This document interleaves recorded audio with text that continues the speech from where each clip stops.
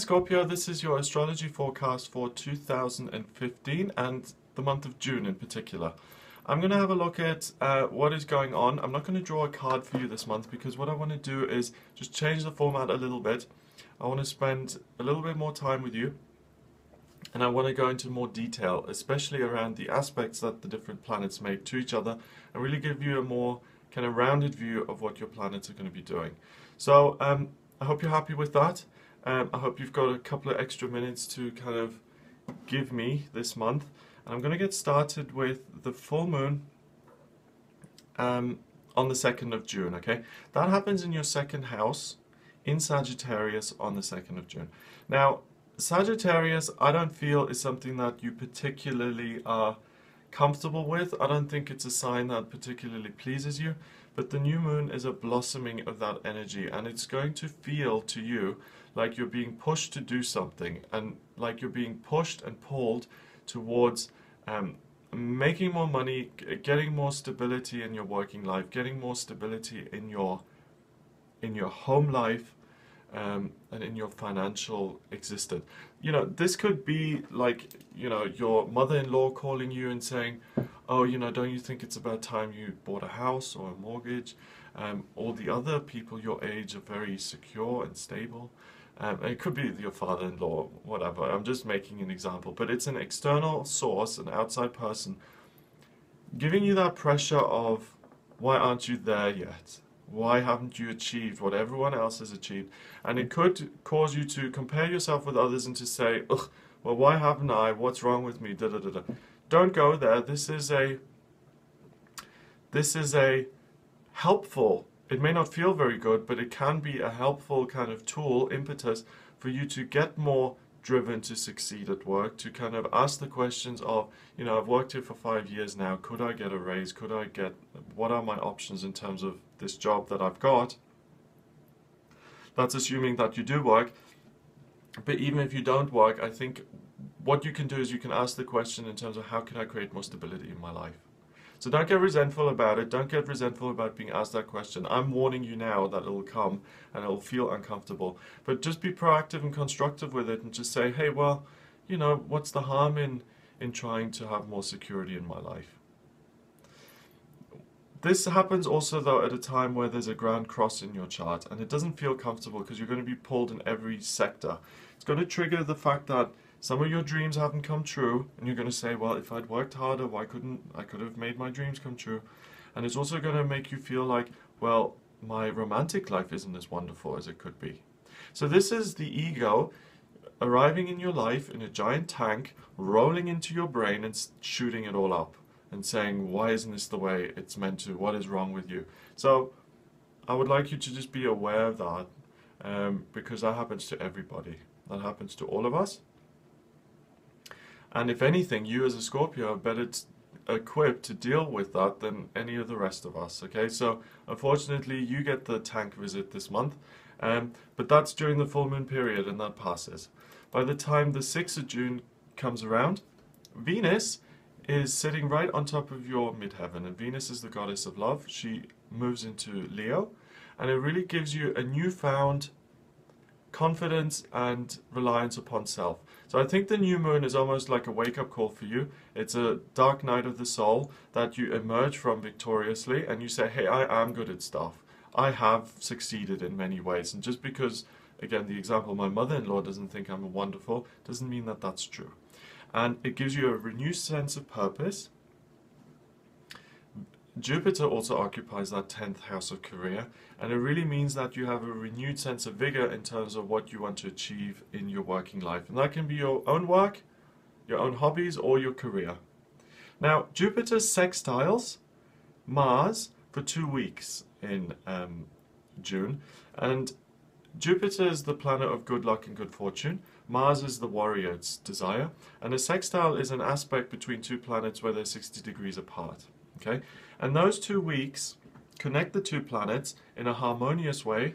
It doesn't cause any friction, but what it really does is it opens a door for you, and it shows you the way in terms of how you can progress in the institution that you're based in. This is particularly applicable if you're in a job, if you're an employee. you'll start to see a door open and it's like, hey, if I walk through that, then I can get, that's the next step in terms of my career. So this will help you in terms of planning your career, and the door will open through some sort of communication, whether it's an email or speaking to someone at the water cooler or something. Make sure to keep your eyes and ears open because that will appear for you. The same 2 weeks sees another outer planet do something, and that's Saturn, and he's in a trine with Venus. Again, remember, Venus is the goddess of love, and what this is saying, this trine, is if you apply yourself to your job, and if you, rather than go in and say, ugh, I hate this job, I don't make enough, screw all these people, I want to get out of here, when's 5 o'clock? If you go in there and say, I have a job, it's not perfect, but I'm here 100% today, and I'm starting to sound like a life coach here, believe me, I'm not. If you go in with a positive attitude and you say, it's not ideal, but how can I make this better? By taking that positive approach and almost acting like you love the job that you're in, you will be able to create the security that you actually want, and that isn't in your job already. You can make that. So I'm a life coach. So that's around the same 2 weeks, okay? That's 31st of May to 12th of June, and really make use of that. Mercury comes out of retrograde on the 12th of June as well. So that then takes over from where Saturn and Venus have been connecting and giving you that structure, that ability to apply yourself in a loving way to create structure. And now Mercury takes over by boosting your communication skills in your 8th house, which is institutions, which is other people's money. It's the place of work. It's what you do. It's, you know, the environment. So you're going to now be able to communicate very well and communicate your needs and your desires, and you will have new ideas. So those initial 2 weeks have now set you up to move you along nicely from the 12th onwards. So rely on your own communication skills. The words will come out properly. You will be inspired. You will have good ideas that particularly will impact your business in a helpful way. Venus gets busy again now on this week too, between the 8th and 13th of June, so I'm casting your mind back a little bit actually. And Venus sextiles Mercury, and the week that Mercury comes out of retrograde, the goddess of love also infuses it with her power. So you're not just communicating for your own sake, you're communicating value. You're actually communicating things that will add value to the lives of other people, which is always the most welcome kind of information.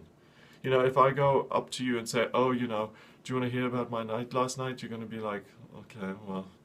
But if I tell you how to fix your broken relationship, your ears are going to prick up. So it's, and that's what you're going to be doing. You're going to have something to share that's actually beneficial to other people. Now, the outer planets are getting busy as well. Pluto is the furthest away, okay? It's like a dwarf planet, and it moves very, very slowly. And it has been in a square aspect, so 90 degrees away from Uranus since March 2012. Pluto is rebirth, Uranus is chaos and the unexpected. And when something's in a square, it causes real friction and tension. So the way that's looked for you is that you've wanted to change your working situation, okay, and you've wanted to change it for a while. So I feel like you've been a little bit stuck, Scorpio, and that's never a nice feeling. But that square comes to an end now, for the first time since 2012, and that allows you to actually, it's almost like that lift, and you can make some changes now. Things are moving again, and it's not just about feeling stuck. I think you have been in a little bit of denial about where you are in your working life and where you would like to be. And over the last couple of years, you've come to terms of what it is you're actually doing and looked at it and say, what am I doing? And then accepted that, and now you're making the changes. So it's a really well done for me, because you've embraced the process, you've looked at something that can feel quite difficult, you've run with it, and now you're transforming it. That square will return because the two planets are very slow and they go like this, they come back and forth, but it's going away from the other for the first time, and it almost breaks that energy. It's like breaking a spell.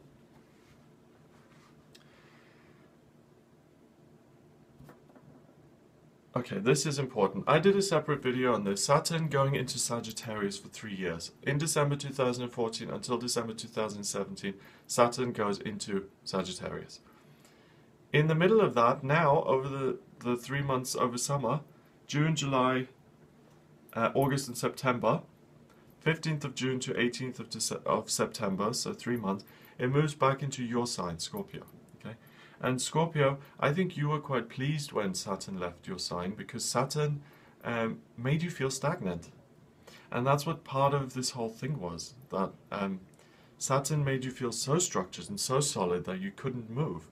Now, it comes back over the summer.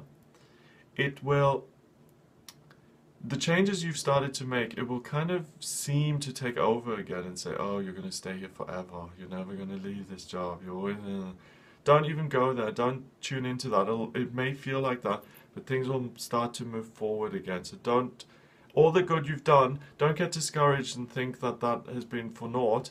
It's just Saturn coming back into your sign for 3 months. It will leave again, okay? So don't worry about that. It's on its way out.